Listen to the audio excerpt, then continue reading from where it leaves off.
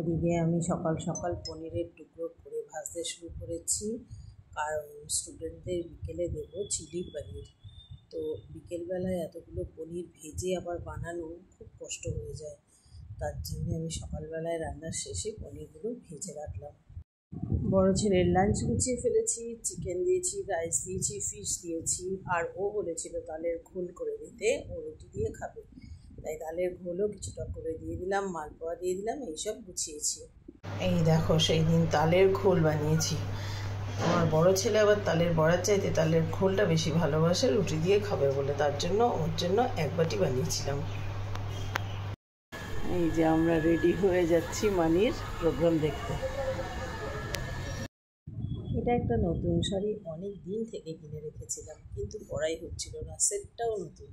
তো আজ যখন মানির প্রোগ্রাম দেখতে যাচ্ছি, মনে হলো এর চেয়ে ভালো দিন আর হতে পারে না, তাই সুন্দর করে সেজে গুজে এই শাড়িটাই পরে নিলাম।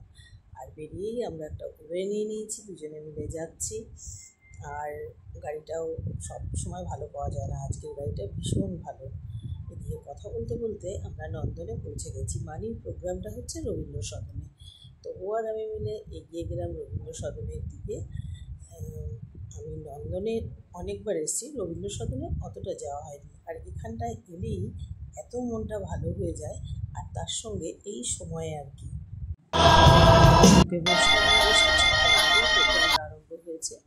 বাচ্চা কিছু বড় সবার নাচগুলো দেখলাম, ভীষণ ভালো লাগছে। দেখো আমাদের মানি ড্যান্স করে বেরিয়েছে। শোনা কেমন ড্যান্স করেছে বলো?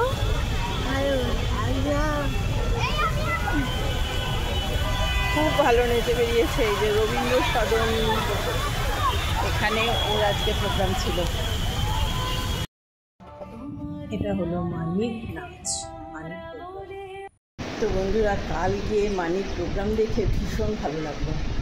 আমরা তো স্কুলে অনেক প্রোগ্রাম করতাম, গ্রামে বড় হয়েছি, কিন্তু শহরে এইরকম জায়গায়, রবীন্দ্র সদনের মতো জায়গায় আমার মানি এত সুন্দর একটা নাচ পরিবেশন করেছে, খুব ভালো লেগেছে দেখে। এই বয়সে আমাদের এটাই তো পাওনা।